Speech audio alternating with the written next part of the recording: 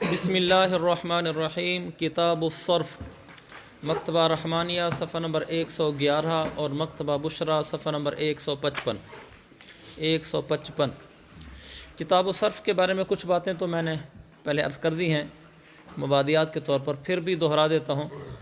آپ حضرات کتاب الصرف کو موجودہ زمانے میں اگر سمجھنا چاہیں تو آپ اس میں 2 کتابوں کا مطالعہ کر لیں۔ نمبر 1 فقہی مقالات، جلد نمبر 1 کا شروع والا حصہ۔ سارا فقہی مقالات جلد نمبر 1 اسی بارے میں نہیں ہے، شروع والا حصہ جس کا عنوان ہے کرنسی کی قوت خرید، کاغذی نوٹ اور کرنسی کا حکم۔ یہ شروع کے صرف 2 عنوان، یہ چند صفحات بنتے ہیں، اس کا مطالعہ کر لیں۔ اس سے آپ کو پیسے، کرنسی، اس میں ہمارے موجودہ زمانے میں کتاب الصرف کی روشنی میں بے صرف ہوتی ہے یا نہیں ہوتی، پیسوں کا باہمی تبادلہ، کیونکہ آج کل درہم دینار تو ہے نہیں، روپیہ پیسہ ہے۔ اس بارے میں مسائل آپ کو یہاں مل جائیں گے۔ کتاب الصرف کا دوسرا عنوان ہوتا ہے زیورات۔ تو زیورات کے موجودہ مسائل، اس میں مفتی عبدالرؤف سکھروی صاحب کی کتاب یہ ہے زیورات کے مسائل، آپ اس کا مطالعہ کر لیں، انشاءاللہ اس سے آپ کو کافی تسلی ہو جائے گی۔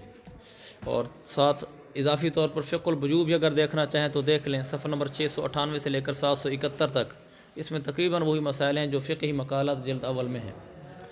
کتاب الصرف۔ الصرف هو البيع اذا كان كل واحد من عوضيه من جنس الاسمان۔ صرف وہ بیع ہے جب عوضین میں سے ہر ایک ثمن کی جنس میں سے ہو، یعنی ادھر سے درہم ہے ادھر سے دینار ہے، ادھر سے درہم ہے ادھر سے بھی درہم ہے، دونوں طرف سے ثمن ہو، تو اس صورت میں اس کو کہتے ہیں بیع صرف ہے۔ سمی هذا العقد بالصرف، اس کا نام صرف اس لیے رکھا گیا ہے للحاجت الى النقل فی بدلیہ من ید الى ید والصرف هو النقل والرد لغتا، یہ پہلی وجہ ہے۔ اس کو نام صرف اس لیے کہتے ہیں کیونکہ اس میں ضرورت پڑتی ہے منتقل کرنے کی اس کے دونوں بدلین میں، ایک ہاتھ سے دوسرے ہاتھ کی طرف۔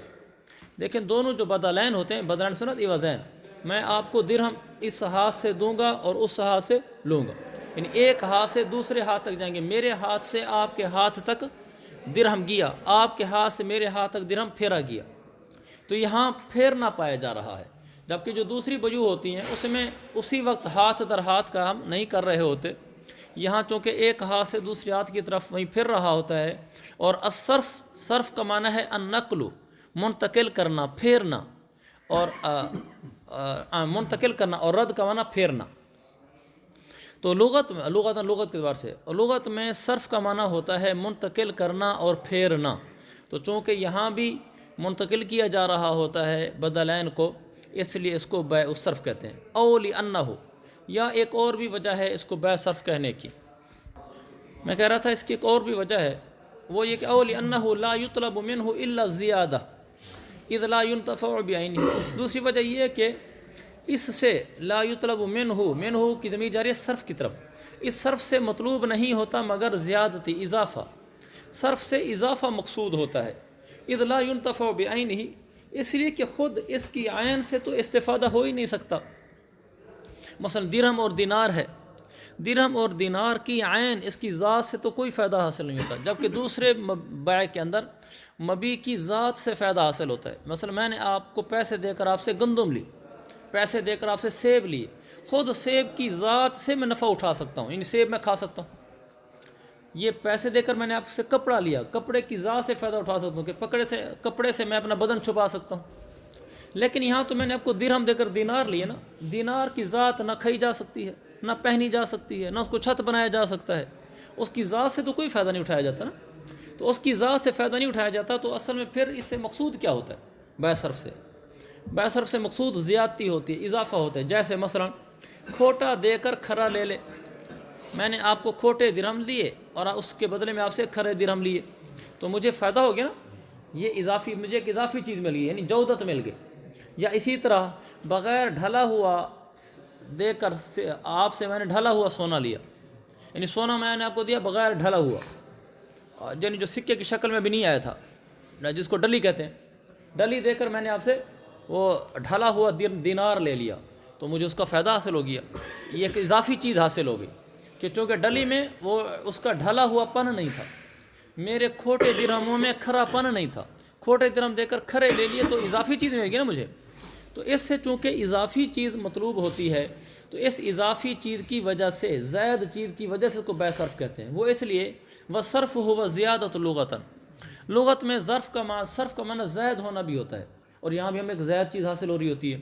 قضا قالہ الخلیل، خلیل مشہور نحوی ہے، خلیل مشہور نحوی نے یہی کہا ہے کہ صرف کا معنی زیادت بھی آتا ہے. ہمارے پاس اس کی اور بھی ایک تائید ہے کہ صرف کا معنی زائد بھی ہوتا ہے. اسی سے ومن قون صرف و زیادت لغتاً، صرف کا معنی ہوتا ہے زیادہ ہونا، اسی سے سمیت عبادت النافلۃ صرفاً، اسی سے نفلی عبادات کو صرف کہا جاتا ہے.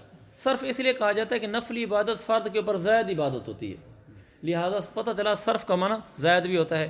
جیسے انہوں نے نیچے حاشیے میں لکھا بھی حدیث دی ہوئی ہے، من انتمى الی غیر ابیہ لا يقبل اللہ منہ صرفا ولا عدلا، جس آدمی نے اپنے آپ کو اپنے باپ کی طرف کسی اور کی باپ کے بجائے کسی اور کی طرف منسوب کیا، یعنی اس نے اپنے باپ کا نام وہ نہیں بتایا جو اس کا باپ ہے بلکہ کسی اور کو اپنا باپ کہتا ہے، تو اللہ تعالیٰ لا يقبل اللہ منہ صرفا ولا عدلا، صرف کا معنی یہاں نفل ہے اور عدلا کا معنی فرض ہے.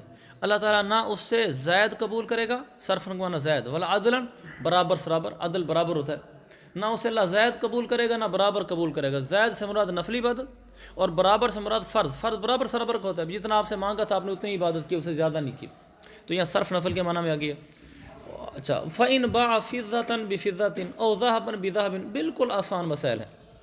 اگر ایک آدمی نے چاندی کو بیچا چاندی کے بدلے میں، او ذهبًا بذهب، یا سونے کو بیچا سونے کے بدلے میں، لا يجوز، تو یہ جائز نہیں ہے، الا مثلا بمثل، بشرط کہ مگر یہ کہ وہ ہاتھ در ہاتھ ہو، پھر جائز ہے. یعنی ادھر سے میں چاندی دوں گا ادھر سے چاندی لوں گا، سونا دوں گا سونا لوں گا، اسی مجلس میں ہاتھ در ہاتھ ہوگا. وَإِنِ اخْتَلَفَتْ فِي الْجَوْدَةِ وَالصِّيَاغَةِ، اگرچہ وہ دونوں مختلف ہوں عمدگی میں اور ڈھلنے میں، یعنی ایک اس میں سے درہم عمدہ ہے دوسرے سے، اور ڈھلنے میں یعنی ایک کو اچھے طریقے سے ڈھالا ہوا ہے، دوسرے کا جو ڈھالنا ہے وہ ڈھالنا اتنا اچھا نہیں ہے. حضور صلی اللہ علیہ وسلم کی وجہ سے کے فرمان کی وجہ سے آپ نے فرمایا الذهب بالذهب مثلا بمثلا وزنا بوزن یدا بید والفضل ربا، کہ سونے کو سونے کے بدلے میں جب بیچیں گے تو برابر سرابر بیچیں گے، مثلا بمثل برابر سرابر، وزنا بوزن یعنی وزن کے مقابلے میں اتنا ہی وزن ہوگا، یدن بیدن اور ہاتھ در ہاتھ ہوگا، والفضل ربن، اور اگر اس میں کچھ زیادہ ایک طرف چلا گیا جو زائد ہوگا وہ سود ہوگا. حدیث مشہور ہے. وقال علیہ السلام، اور ایک حدیث میں آپ نے یہ بھی فرما دیا جیدھا و ردیھا سواء، اموال ربویہ کا جید اور ردی برابر ہوتا ہے. وقد ذکرناہ فی البیوع، اور ہم اس کو پہلے ذکر کر بھی چکے ہیں. ولا بد من قبض العوضین قبل الافتراق، جدا ہونے سے پہلے دونوں عوض کا قبضہ کرنا ضروری ہوتا ہے، جبکہ عام جو بیع ہوتی ہے اس میں دونوں عوضوں کا مجلس میں قبضہ کرنا ضروری نہیں ہوتا. یہاں میں نے اس کو درہم دیا، اس کے بدلے میں درہم لے رہا ہوں، یا اس کے بدلے میں دینار لے رہا ہوں، اسی مجلس میں جدا ہونے سے پہلے ہم قبضہ بھی کر لیں گے. اس حدیث کی وجہ سے جو حدیث پیچھے بیان کی ہے وہ ہے یدن بیدن. اچھا والی قولی، اور دوسری دلیل یہ ہے، اس میں انہوں نے یہ جو دلیل بیان کی ہے دوسری والی، وہ حضرت عمر رضی اللہ عنہ کا قول ہے. حضرت عمر کے اس قول کی وجہ سے انہوں نے فرمایا ان استنظرک ان يدخل بیتہ فلا تنظرہ، استنظر کو نا مہلت مانگنا، اس لیے کہ استنظار مہلت خاصتاً مہلت طلب کرنا، اگر وہ آپ سے مہلت طلب کرے اس بات کی کہ اپنے گھر میں چلا جائے، یعنی اس نے معاملہ کیا کہ بس ابھی گھر سے پیسے لے کر آتا ہوں آپ کو دیتا ہوں، فلا تنظرہ، تو اس کو اتنی مہلت بھی نہ دینا. والی انہ، اور تیسری دلیل، یہ دلائل بیان ہو رہے ہیں کہ قبضہ دونوں عوض پر ضروری ہے. تیسری دلیل لا بد من قبض احدہما، ان دونوں میں سے ایک پر قبضہ کرنا ضروری ہے. اچھا ایک پر قبضہ کس لیے کریں گے؟ لیخرج العقد عن الکالی بالکالی، تاکہ ادھار کی بیع ادھار کے ساتھ جو ناجائز ہے عقد اس سے نکل جائے، لہذا ایک عوض پر قبضہ کر لیا. ایک عوض پر قبضہ کرنا تو اس سے ثابت ہے. ثم لا بد من قبض الاخر، ایک کا قبضہ کرنا تو ہم نے اس حدیث سے ثابت کر دیا، پھر دوسرے کا بھی قبضہ کرنا ضروری ہے. وہ اس لیے تحقیقا للمساوات فلا يتحقق الربا، یہ منصوب ہوگا پیچھے نفی کے جواب میں آ رہا ہے. پھر دوسرے پر قبضہ کرنا بھی ضروری ہے مساوات ثابت کرنے کے لیے تاکہ ربا ثابت نہ ہو. دوبارہ ترجمہ سننا. پھر دوسرے کا قبضہ کرنا بھی ضروری ہے مساوات ثابت کرنے کے لیے تاکہ ربا نہ ہو. وَلِأَنَّ، اور چوتھی دلیل یہ ہے أَحَدَهُمَا لَيْسَ بِأَوْلَى مِنَ الْآخَرِ، کہ ان میں سے کوئی ایک دوسرے سے بہتر نہیں ہے، کسی ایک کو ترجیح حاصل نہیں ہے. جب کسی ایک کو ترجیح حاصل نہیں ہے تو پھر قبضہ کس پر کیا جائے گا؟ فَوَجَبَ قَبْضُهُمَا سَوَاءً كَانَ يَتَعَيَّنَانِ أَوْ لَا يَتَعَيَّنَانِ، لہذا ان دونوں پر قبضہ کرنا واجب ہوگا. اگر دونوں پر قبضہ نہیں کرتے وَإِلَّا يَلْزَمُ التَّرْجِيحُ بِلَا مُرَجِّحٍ بین السور میں، ورنہ مرجح کے بغیر ترجیح لازم آئے گی کہ آپ نے اس کا قبضہ لازمی قرار دیا، دوسرے کا قبضہ لازمی کیوں نہیں قرار دیا؟ مثلا آپ نے درہم کو دینار کے بدلے بیچا، آپ کہتے ہیں دینار پر قبضہ کر لیا جائے، درہم پر قبضہ نہ کیا جائے. بھئی اس کی وجہ دونوں کرنسی ہیں، دونوں ثمن ہیں، تو اس لیے پھر دونوں کا قبضہ کرنا واجب ہوگا. پھر دونوں کا قبضہ کرنا واجب ہے سواء کانا یتعینان او لا یتعینان، چاہے جو دونوں طرف سے سونا یا چاندی ہیں چاہے وہ دونوں متعین ہو جاتے ہوں.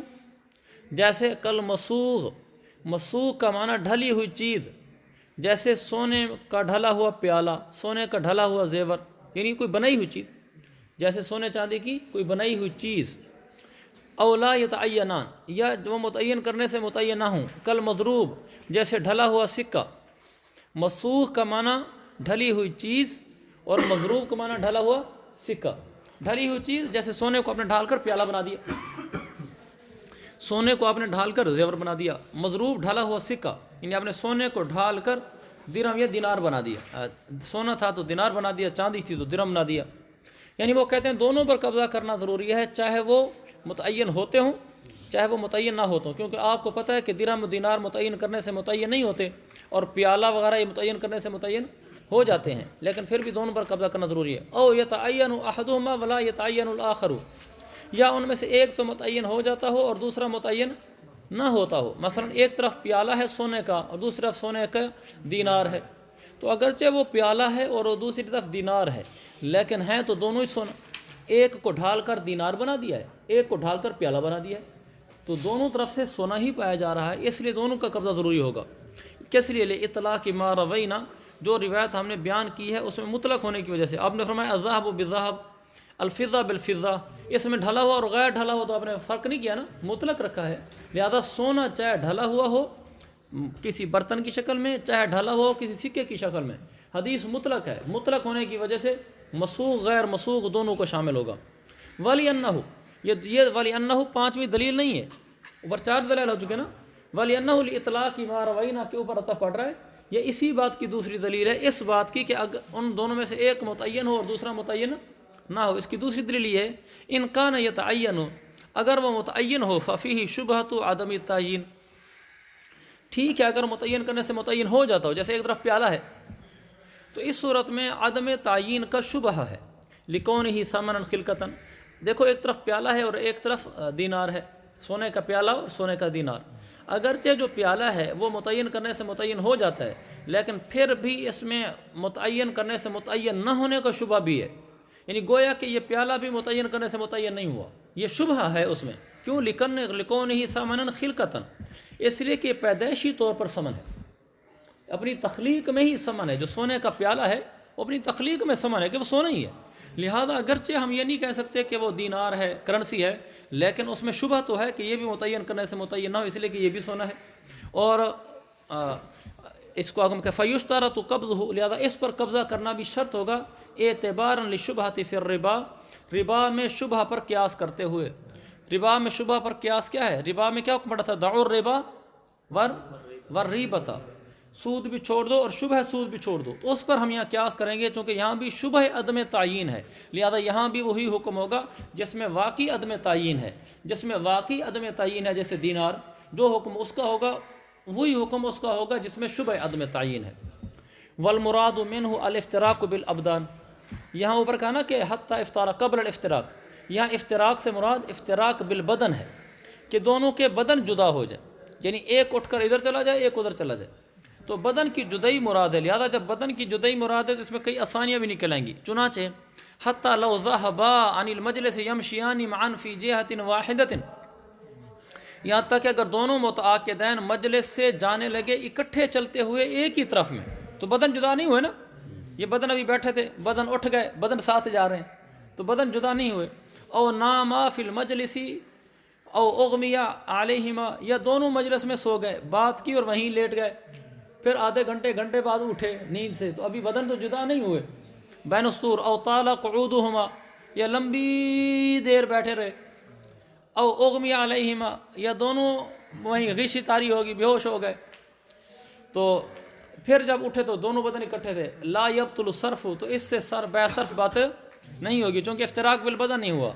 دلیل اس کی بھی ہمارا بدلیل ہے، یہ کوئی اٹکل نہیں ماری ہم نے، یہ بھی دلیل ہے لقول ابن عمر رضی اللہ عنہ، حضرت ابن عمر کے قول کی وجہ سے، انہوں نے فرمایا ان وثب من سطح فثب معه، اگر چھت پر کھڑے ہو اور وہ تمہارے چھت سے چھلانگ لگا دے تو بھی ساتھ ہی لگا دے، یعنی بدن ساتھ رہنا چاہیے۔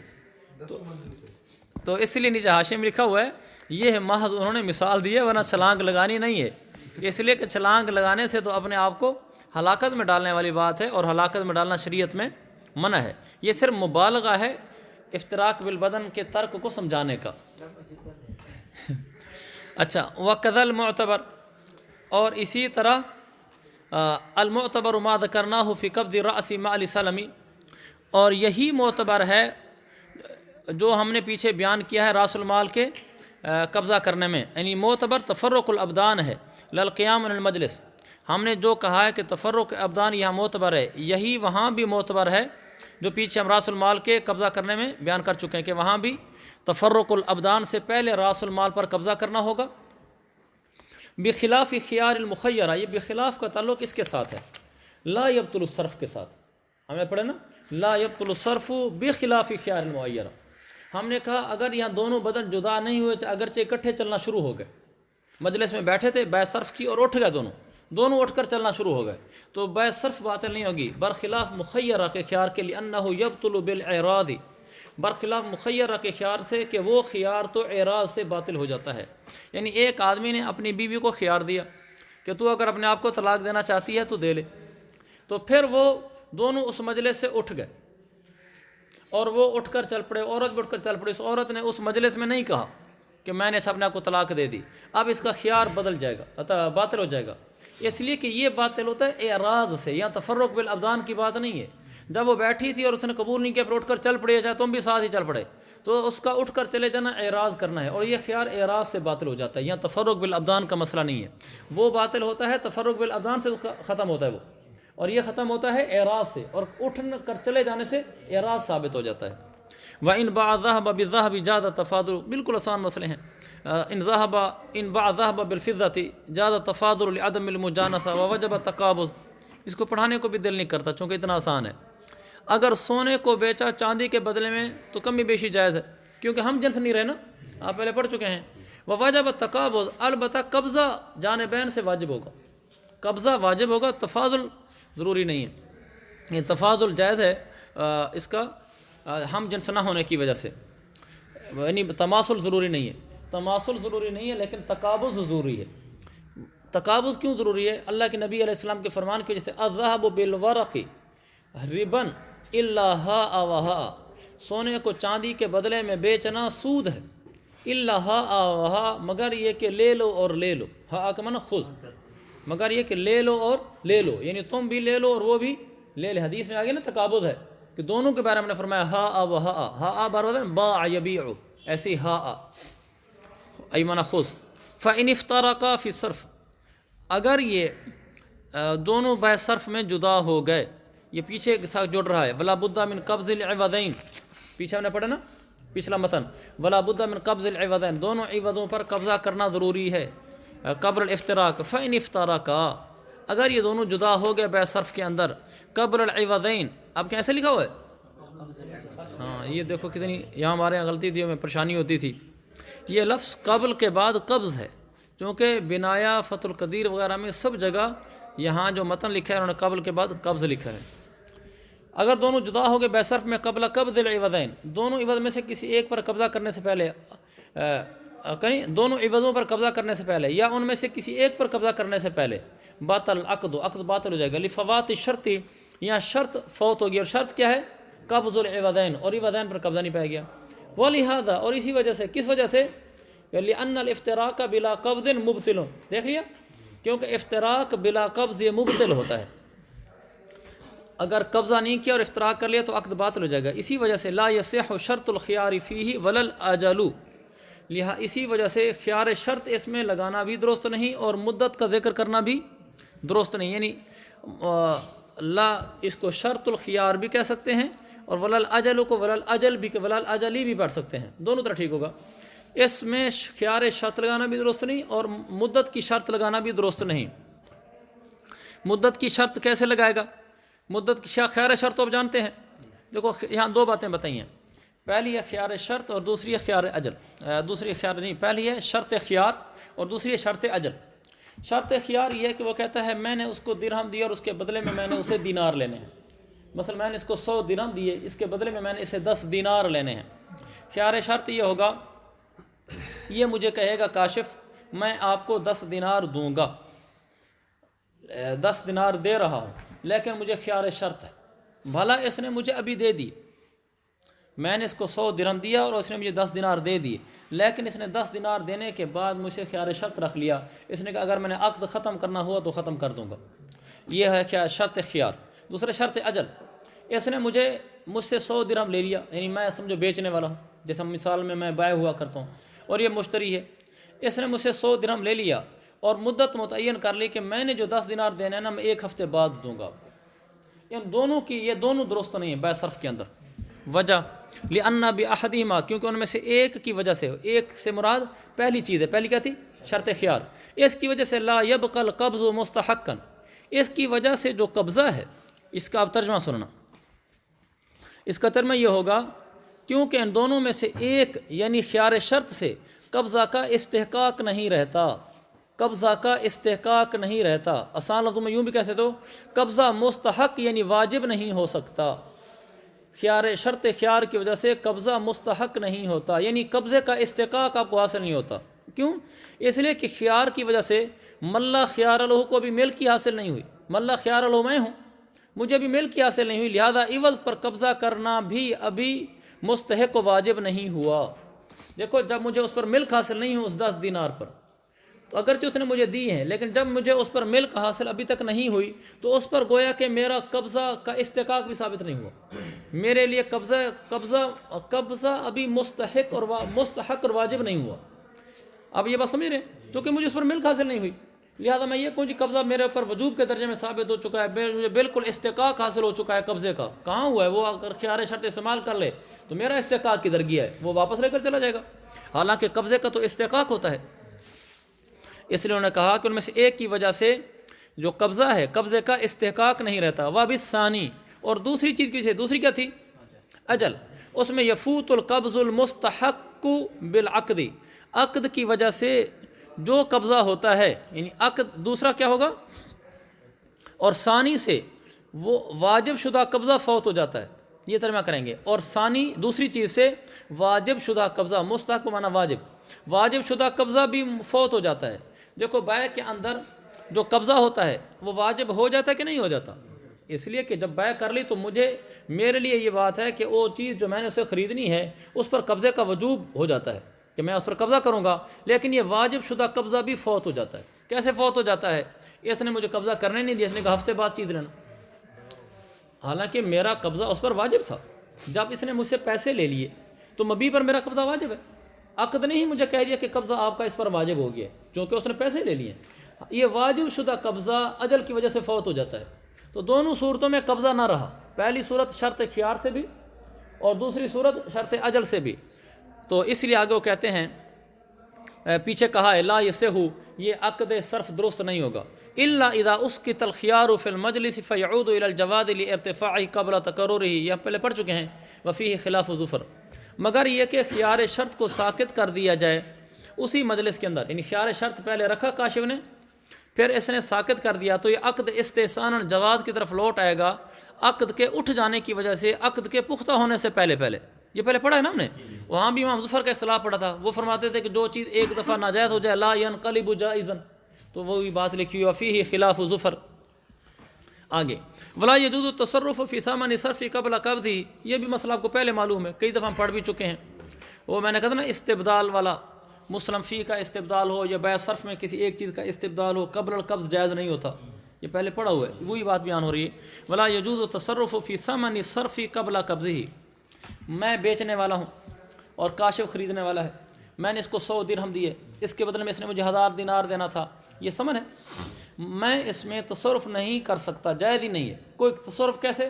مثلا میں وہ درہم جو ہے نا، وہ دینار کسی کو ہبہ کر دوں، صدقہ کر دوں، بیچ دوں، یہ نہیں کر سکتا قبضہ کرنے سے پہلے، یہاں تک کہ اب تفریح بٹھا رہے ہیں۔ حتی لو باع دینارا بعشرۃ دراہم، ایک آدمی نے 1 دینار بیچا 10 درہم کے بدلے میں، اس نے صورت مسئلہ یوں بنائی ہے کہ میں نے اس کو دینار دیا ہے اور اس سے میں نے 10 درہم لینے تھے، ولم یقبض العشرۃ، اور میں نے ابھی تک ان 10 درہموں پر قبضہ نہیں کیا، حتی اشتری بها ثوبا، یہاں تک کہ میں اس لیے کہہ رہا ہوں چونکہ اس مثال میں بائع میں ہوں، یہاں تک کہ اس بائع نے ان 10 درہموں کے بدلے میں کپڑا خرید لیا، جو میں نے اسے 10 درہم لینے سے نا، میں نے کہا اس کے بدلے میں نا میں آپ سے خریداری کر لیتا ہوں، آپ مجھے کپڑا بیچ دو، یا کسی اور کو میں نے کہا تو مجھے کپڑا دے دو، اس کے پیسے یہاں سے وصول کر لو، تو ان 10 درہم کے بدلے میں نے کپڑا خریدا ہے، فالبیع فی الثوب فاسد، جو کپڑے میں نے بیع کی یہ فاسد ہے، لأن القبض فی العشرۃ مستحق بالعقد حقا للہ تعالی وفی تجویزہ فواتہ، اس لیے کہ قبضہ عقد کی وجہ سے واجب ہو چکا تھا، عقد کی وجہ سے قبضہ واجب ہے نا، مستحق ہوا نا واجب، ان 10 درہم کے اندر میرے لیے قبضہ کرنا عقد کی واجب ہوا تھا، اللہ تعالیٰ کا حق ہونے کی وجہ سے، یہ خیال کرنا اللہ تعالیٰ کا یہ حق ہے، یہ بندے کا حق نہیں ہے، بعض چیزوں میں بندے کا حق ہوتا ہے، یہاں 10 درہم پر قبضہ کرنا اللہ کا حق تھا، اللہ کا کیوں تھا؟ لأن الربا حرام حقا لہ تعالی، سود حرام ہے اللہ کا حق ہونے کی وجہ سے، اور یہاں سود کی حرمت آ رہی تھی، اللہ کا حق ہونے کی وجہ سے قبضہ میرے اوپر واجب ہو گیا تھا،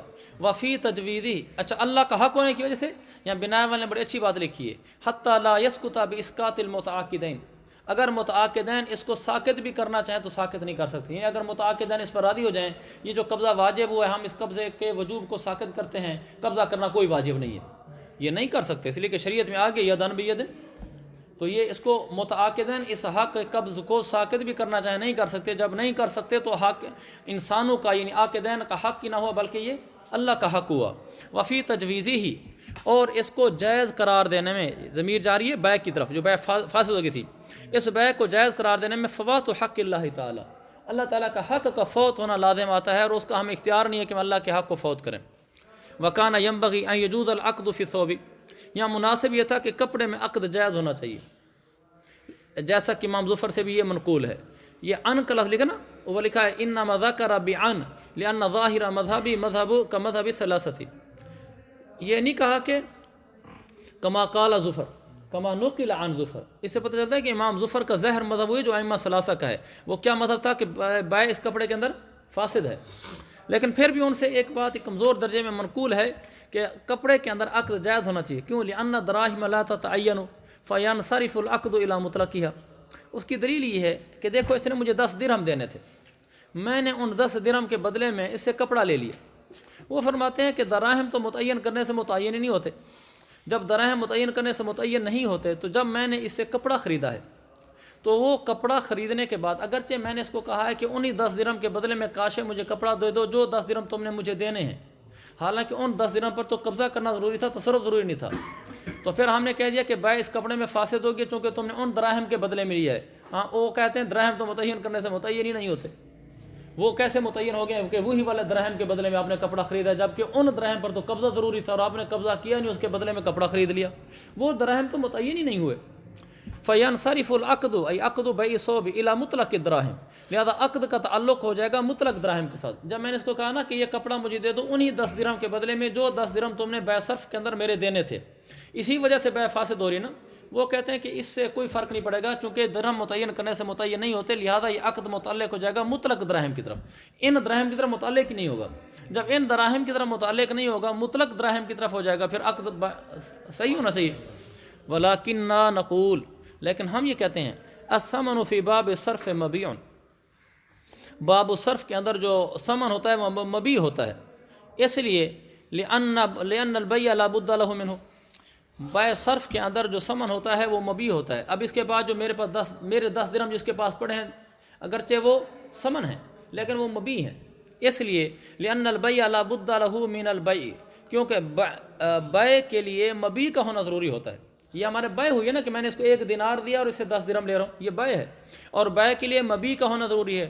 ولا شیء سوى الثمنین، اور یہاں اس بائے کے اندر دونوں طرف ثمنین ہے، ثمنین کے علاوہ اور کوئی چیز ہی نہیں ہے. جبکہ ہم یہ کہہ رہے ہیں کہ بائے کے اندر مبی کا ہونا ضروری ہے اور یہاں دونوں ثمن ہیں. اور اگر دونوں ثمن رکھیں مبی نہ رکھیں تو بائے منعقد نہیں ہوگی. لہذا ہمیں مبی تو بنانا پڑے گا کسی کو. اگر فیجعل کل واحد منہما مبیا، لہذا ان دونوں میں سے اب ہر ایک کو مبی بنانا پڑے گا. ہم یہ بھی نہیں کہہ سکتے کہ دینار کو مبی بنا لو. اس لیے لعدم الاولویتی، ان دونوں میں سے کسی ایک کو اولویت حاصل نہیں ہے، کسی ایک کو ترجیح حاصل نہیں ہے.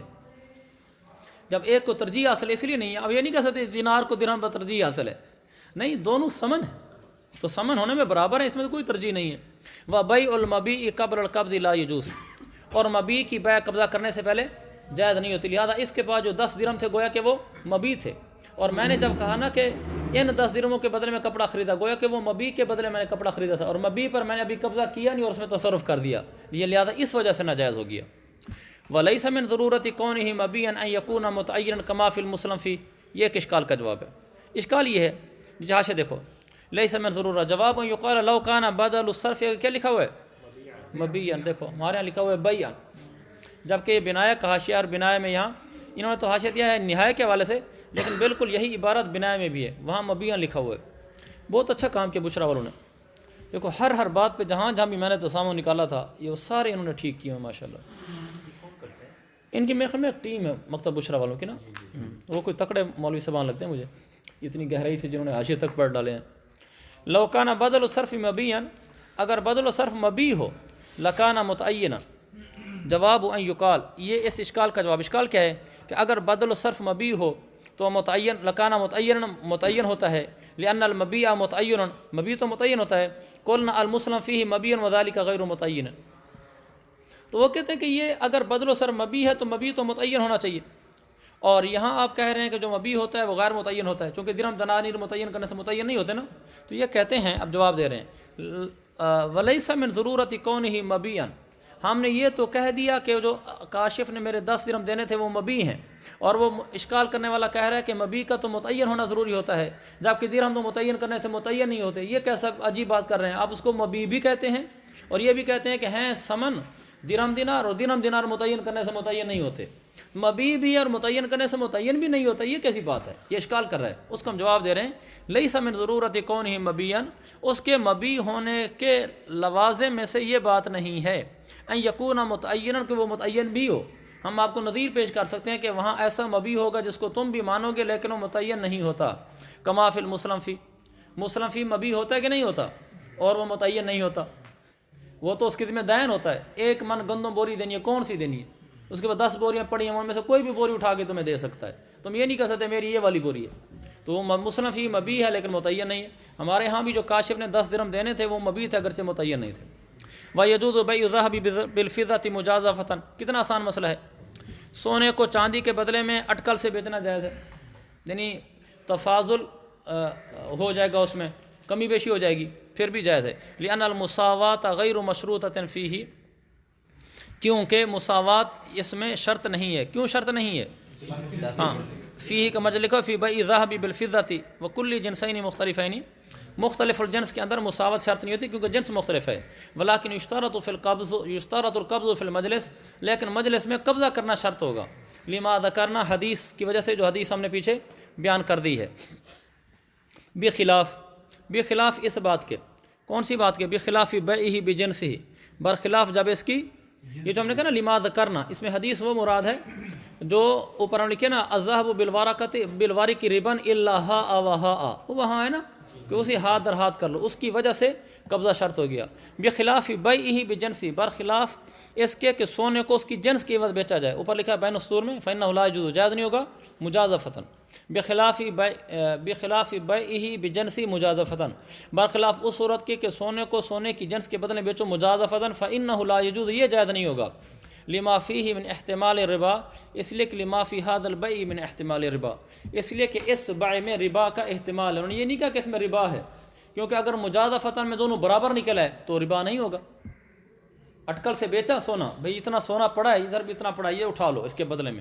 اگر وہ تول اور بالکل برابر نکلا تو کوئی سود نہیں ہے، لیکن سود کا احتمال تو ہے. اور دعوا الربا والریبۃ، سود بھی چھوڑ دو، جس میں سود کا احتمال ہو وہ بھی چھوڑ دو.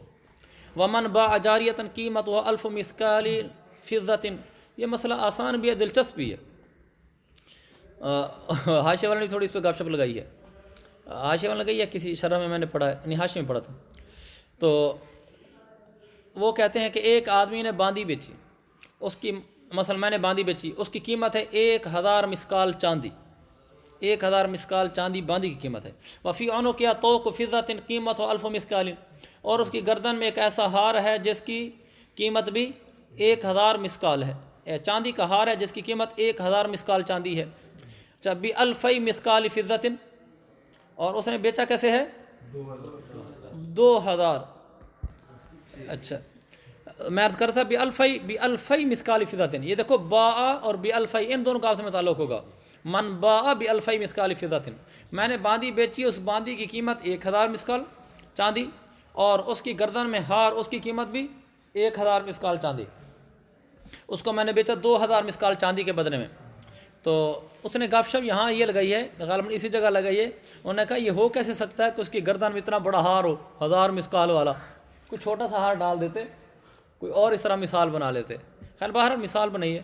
وَنَقَدَ مِنَ الثَّمَنِ 1000 مسکال، تو نقدہ کا فعل ہے مشتری نے ثمن میں سے 1000 مسکال چاندی دی، حالانکہ 2000 پر عقد ہوا تھا نا. ثم افترقا، پھر جدا ہو گئے. فالذی نقدہ، یہ مبتدا ہے، ثمن الفضۃ یہ خبر ہے. لہذا جو اس نے دیا ہے ہوا ثمن الفضہ، وہ چاندی کی قیمت شمار ہوگی. دیکھو باندی 1000 کی اور ہار بھی 1000 کا، ہار تو ٹوٹل چاندی ہے نا، اور ادھر سے میں نے تو بیچا ہے نا. ہاں اس نے آگے سے مجھے 1000 دیا اور ہم دونوں جدا ہو گئے، تو بے باطل نہیں کریں گے، بے صحیح قرار دے دیں گے. ہم کیا کریں گے، اس کو یوں کر لیں گے، وہ جو اس نے 1000 دیا ہے نا، اس 1000 کو اس ہار کے بدلے میں کر دیں گے. ہار تو کہ چاندی کا ہے اور ادھر سے پیسے بھی مجھے نقد دیے، تو یہ برابر سرابر ہو گیا اور ہاتھ در ہاتھ ہو گیا. اب جو باندی کا 1000 ہے نا وہ ادھار ہو گیا. تو باندی کا اگر 1000 ادھار ہو تو باندی میں بے جائز ہوتی ہے. تو ہم اس عقد کو یوں پھیر دیں گے، یعنی اگرچہ عقد تو ایک ہی صفقہ ہوا جس میں 2000 میں نے دیے، لیکن اس میں سے جو اس نے 1000 دیا، اگر ہم اس 1000 کو یوں سمجھیں کہ جو باندی قیمت 1000 ہے اس کے بدلے میں گیا، تو جو گالے میں ہار ہے نا اس کے اندر بے فاسد ہو جائے گی. تو ہم نے اس کو صحیح کرنے کے لیے حتی الامکان کیا کیا جاتا ہے، عاقل بالغ مسلمان کے عقد کو صحیح قرار دیا جائے.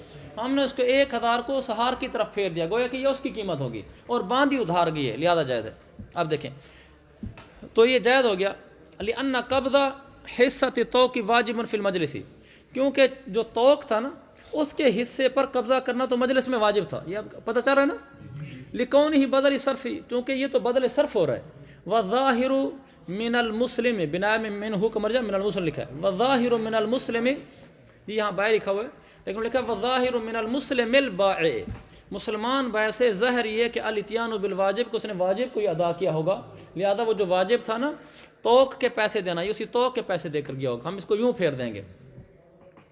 وَقَضَى لَوْ اشْتَرَاهُمَا بِأَلْفَيْ مِسْقَالٍ أَلْفٍ مسکالن، اس کو دونوں طرف پڑھ سکتے ہیں، الف نصیۃ و الف نقد، یا الف نصیۃ و الف نقد. اچھا اگر ایک آدمی نے دونوں چیزوں کو خریدا، وہی صورت ہے، میں نے ایک باندی بیچی جو 1000 روپے کی ہے اور 1000 درہم کی ہے، اور اس کے دل میں سینے میں جو توق ہے، ہار ہے، وہ بھی 1000 کا ہے. اس کو بیچا بھی الف مسکالن، 2000 مسکال کے بدلے میں، جس میں 1000 ادھار اور 1000 نقد. فالنقد ثمن توق، جو نقد ہوگا نا وہ توق کس قیمت ہوگی. ہم اس کو یوں شمار کر دیں کہ جو میں نے کہا نا بھی 1000 نقد دے دو، 1000 ادھار دے دینا. ہم نے اگرچہ یہ نہیں کہا کہ جو 1000 نقد ہے وہ باندی کا ہوگا یا ہار کا ہوگا، لیکن ہم کیا کریں گے، جو 1000 نقد ہے ہم اس کو توق کی قیمت بنا دیں گے.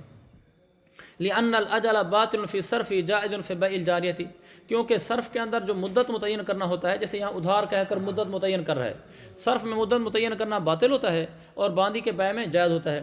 والمباشرۃ علی وجہ الجواز هو الظاہر، مباشرت کا معنی ارتکاب کرنا، جواز کے طریقے پر عقد کا ارتکاب کرنا، یہی ظاہر ہے عاقدین سے کہ انہوں نے جائز طریقے سے ہی عقد کیا ہوگا. لہذا وہ جو کہہ رہے تھے نا 1000 نقد ہے، بظاہر یہی ہوگا 1000 نقد وہ گلے کے ہار والا ہوگا. وَكَذَلِكَ لَوْ بَاعَ سَيْفًا مُحَلًّا بِمِئَةِ دِرْهَمٍ، اگر ایک آدمی نے بیچا، میں نے بیچی ایک تلوار جس پر محلن کا معنی، محلن کا معنی یہ ہوتا ہے جس کو چاندی سے آراستہ کیا گیا ہو. ایسی تلوار بیچی میں نے جس کو چاندی سے آراستہ کیا گیا تھا. چاندی سے آراستہ کرنا اس لیے ترجمہ کیا کہ اس زمانے میں تلواروں کو چاندی سے آراستہ کیا جاتا تھا. یہ اس زمانے کا عام لفظ ہے. ہم نے تو جو تلواریں ہی نہیں دیکھی. تو نے کہا اگر ایک آدمی نے سادی تلوار کی بجائے سیف محلہ بیچی، یعنی اس پر چاندی سے آراستہ کیا ہوتا ہے، یعنی تلوار کے اوپر چاندی بھی لگی ہوئی تھی، تو ب100 درہم 100 درہم کی بیچی. وحلیتہ 50 درہما، اور اس کا جو زیور ہے وہ 50 ہے، یعنی اس کے اوپر جو آراستہ کیا ہو نا، زبائش جو کی ہوئی ہے وہ 50 درہم کی ہے. تو تلوار بیچی میں نے 100 درہم کی، اس کے اوپر جو چاندی چڑھی ہے وہ ہے 50 درہم کی. ودفع من الثمن 50، اور اس مشتری نے اس ثمن میں سے ابھی 50 درہم مجھے دے دیے، 50 چھوڑ دیے. جاز البیع، بیع جائز ہو جائے گی.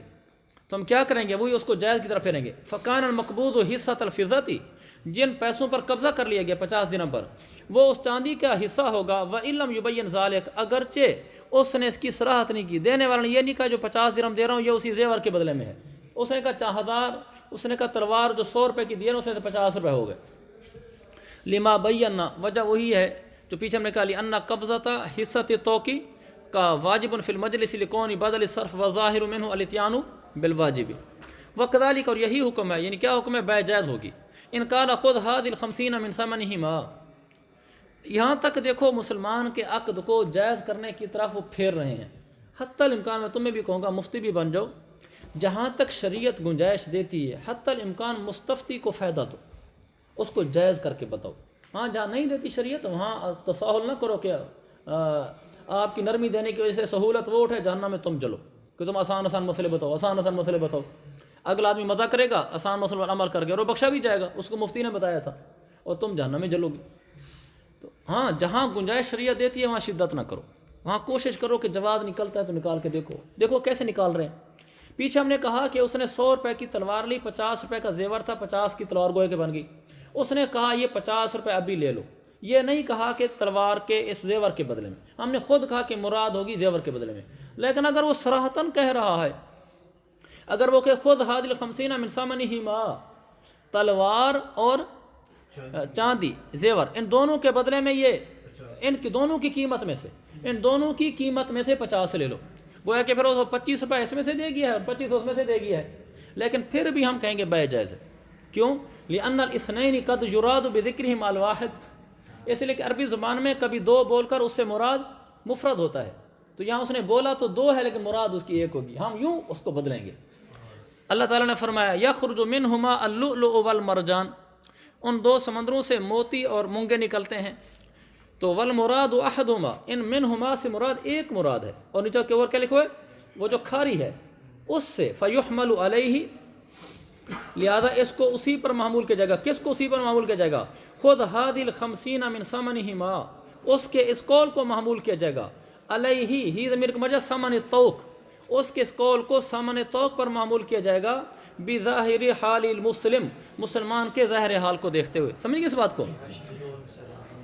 فَإِن لَمْ يَتَقَابَضَا حَتَّى اِفْتَرَقَا، یہ جو پیچھے بات گزری ہے یخرج منہما والی، اس میں حاشیے میں بھی ایک دو اور مثالیں دی ہیں، آپ دیکھ سکتے ہیں. فَإِن لَمْ يَتَقَابَضَا حَتَّى اِفْتَرَقَا بَطَلَ الْعَقْدُ فِي الْحِلْيَةِ، اگر انہوں نے قبضہ نہ کیا، لم یتقابضا، قبضہ نہیں کیا دونوں صورتوں میں. دیکھو دونوں صورتوں میں انہوں نے قبضہ نہیں کیا. دو صورتیں کون کون سی ہیں؟ لم یتقابضا، حاشیے میں لکھا فی صورتین. دو صورتیں کون کون سی ہیں؟ وہ دو صورتیں یہ ہیں جو اس سے بالکل پہلے متصل ہیں. پہلی صورت جاریہ اور توق کی صورت، دوسری سیف اور حلیہ کی صورت. یہ حاشیے میں اور اشرف ہدایہ میں یہی لکھا ہے، یعنی حاشیے اور اشرف ہدایہ سے تو یہی دو صورتیں ہیں. مگر میرے نزدیک واللہ عالم یہ صرف سیف اور حلیہ کی اکیلی صورت یہاں مراد ہے. فی صورتین متن میں تو نہیں لکھا ہو نا، حاشیے والا لکھا فی صورتین، لیکن میری رائے کہ اس میں صرف سیف اور حلیہ والی اکیلی صورت یا مراد ہے، جیسا کہ اس کے ماں بعد آنے والے جملے فصار کالطوق والجاریہ سے مترشح ہوتا ہے. اور احسن الہدایہ اور بنایا والے کا میلان بھی مجھے اسی طرف نظر آتا ہے. چلیں باہر. فَإِن لَمْ يَتَقَابَضَا، اگر ان دونوں نے قبضہ نہیں کیا، مثلا یہ صورت لے لیتے ہیں سیف اور حلیہ والی میں، ان دونوں نے اس پر قبضہ نہیں کیا، وہ 50 درہم جو دے کر گیا ہے نا، تو انہوں نے قبضہ نہ کیا. حتیٰ افترقا، یہاں تک کہ وہ دونوں جدا ہو گئے. بطل العقد فی الحلیۃ، حلیہ میں عقد باطل ہو جائے گا. لأنه صرف فيها وقضى في السيف، لأنه صرف فيها، لأنه صرف فيها، کیونکہ یہ انہو کے مجاری عقد کی طرف، کیونکہ یہ عقد حلیہ کے اندر بیع صرف تھا اور انہیں قبضہ تو کیا نہیں، اور جبکہ بیع صرف کے اندر قبضہ کرنا ضروری ہوتا ہے. وقضى بطل في السيف، اسی طرح تلوار کے اندر بھی پھر عقد فاسد ہو جائے گا. دیکھو تلوار تھی، اس میں زیور لگا ہوا تھا، عقد ہو گیا لیکن قبضہ دونوں نے نہیں کیا. اس نے تلوار پر قبضہ نہیں کیا اور اس نے پیسے پر قبضہ نہیں کیا، تو اس صورت میں بیع باطل ہو جائے گی. اس میں تو باطل ہوگی جو حلیہ ہے، اس لیے کہ حلیہ کے اندر جو نا تو وہ صرف تھی، تو وہ جب قبضہ نہیں ہوا تو درست نہیں ہوئی. آگے وقضى بطل في السيف، تلوار میں بھی باطل ہو جائے گی. کیوں؟ ان کا لیکن تلوار میں تفصیل ہے. ان كان لا يتخلص الا بضرر، يتخلص کا فعل سیف ہے، جیسا کہ آگے آ بھی رہا ہے ان كان يتخلص السيف. اچھا، مگر بنائے میں يتخلص سے اول کا فعل حلیہ لکھا ہے، لیکن مجھے اس میں کچھ سامو نظر آتا ہے. تو بہرحال ان كان لا يتخلص، لا يتخلص کا فعل سیف ہے. اگر وہ تلوار جدا نہ ہو سکتی ہو مگر نقصان کے ساتھ، اور اگر بنائے والا نے جیسے اس کا فعل حلیہ لکھا ہے، وہ اگرچہ مؤنث ہے، اس کو تعویل کر کے مذکر کر لے تو گنجائش ان کے لائے گی، لیکن بظاہر یہ سیف ٹھیک لگتا ہے. بہرحال تلوار میں بھی بیع باطل ہو جائے گی اگر وہ تلوار جدا نہ ہو سکتی ہو مگر یہ کہ نقصان کے ساتھ، یعنی تلوار کا نقصان ہوگا، آپ اس کو جدا کریں اور چاندی چڑھائی ہوئی ہے، لیکن جب چاندی اس میں سے کھینچیں گے اتاریں گے تو کہیں سے تلوار ٹوٹ گئی، کہیں سے تلوار خراب ہو گئی. تو اب دوبارہ دیکھو، تو تلوار میں بیع باطل ہو جائے گی اگر تلوار نقصان کے بغیر جدا نہ ہو سکتی ہو. لأنه لا يمكن تسلیم السيف بدون ضرر، کیونکہ اس صورت میں آپ اس تلوار کو ضرر کے بغیر سپردی نہیں کر سکتے. ولہذا لا يجوز افراده بالبيع، اور اسی وجہ سے اکیلا جو تلوار کو اکیلا بیع میں بیچنا بھی جائز نہیں ہوگا. دیکھو تلوار اور چاندی آپس میں ملے ہوئے ہیں اور تلوار جدا کرنے سے جدا نہیں ہوتی، یعنی اگر جدا کرو تو تلوار کا نقصان ہوتا ہے. تو کوئی آدمی ایسی صورت میں کہ میں اس کا حلیہ نہیں بیچتا، میں تلوار بیچتا ہوں، تو یہ بیچنا جائز نہیں ہوگا. مثال ہمارے پاس کالجدع فی السقف، جیسے شاطیر کے اندر چھت میں شاطیر ہوتا ہے، اس شاطیر کو نکالو تو نقصان ہوتا ہے، تو اس کا اکیلا بیچنا جائز نہیں ہوتا. آپ نے قدوری میں پڑھا ہوگا. وَإِنْ كَانَ يَتَخَلَّصُ السَّيْفُ بِغَيْرِ ضَرَرٍ، اب دیکھو یہاں اس نے خود يتخلص کا فعل بتا دیا نا، ان كان يتخلص السيف، لہذا پیچھے بھی لا يتخلص کا فعل سیف ہوگا، جبکہ بنائے میں نے اس کو حلیہ لکھا ہے، تو مجھے لگتا ہے کہ اس سے تسامح ہوئے یہاں. اگر تلوار جدا ہو جاتی ہو بغیر ضرر کے تو پھر تلوار میں بیع جائز ہو جائے گی. وہ دونوں قبضہ کیے بغیر اٹھ گئے تھے نا، اب بھی ہم اس کو جائز کرنے کی کوشش کر رہے ہیں کہ ہم جائز کرنے کی کوشش یہ کر رہے ہیں کہ تلوار میں تو چونکہ قبضہ جانے بین سے ضروری نہیں تھا نا، اس میں تلوار اور پیسے دونوں میں قبضہ ضروری نہیں تھا، تو تلوار میں بیع جائز ہو جائے گی. وبطل فی الحلیۃ، اور حلیہ میں باطل ہو جائے گی. لأنہ امکن افراد السیف بالبیع، کیونکہ تلوار کو الگ کر کے بیچنا ممکن ہے، اس لیے کہ وہ بغیر کسی نقصان کے جدا ہو سکتی ہے. جو چیز بغیر کسی نقصان کے جدا ہو سکتی ہے اس کی افراداً بیع جائز ہوتی ہے.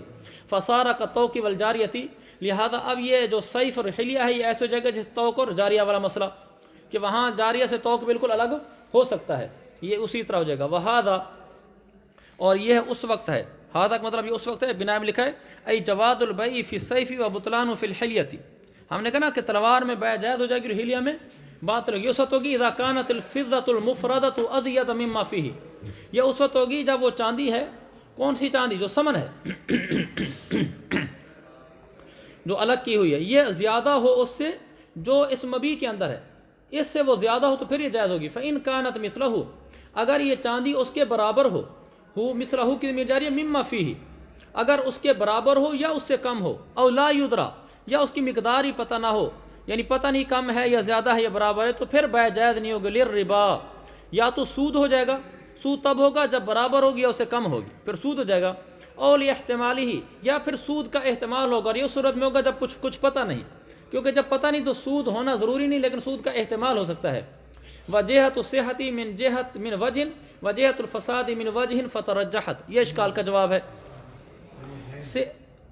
جہت الصحۃ من وجہ وجہت الفساد من وجہین فترجحت، من وجہین سے مراد ایک وجہ مثلہ والی وجہ اور ایک اقل منہ والی وجہ، یہ دو وجہ ہیں.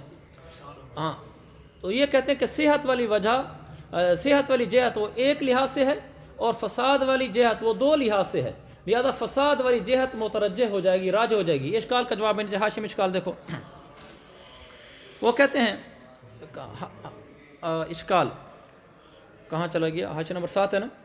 جی ہاں. جواب القول ظفر فيما لا يدرى بأن الأصل هو الجواز والمفسد هو الفضل الخالي عن العوض فإن لم يعلم به حكم بجوازه. وہ کہتے ہیں کہ اصل تو جواز ہے، اصل ہوتا ہے کہ جائز ہونا، اور مفسد ہوتا ہے کہ وہ فضل جو عوض سے خالی ہو، لہذا اگر اس کا پتہ نہیں ہو تو جواز کا حکم لگانا چاہیے.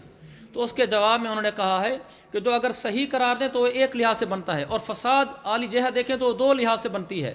تو 2 والی جہت کو ہم ایک والی پر جب راجح دیں گے تو 2 والی فساد والی ہے، صحیح والی ہے فساد والی ہے، تو لہذا ہم اس کے فساد کا حکم لگائیں گے.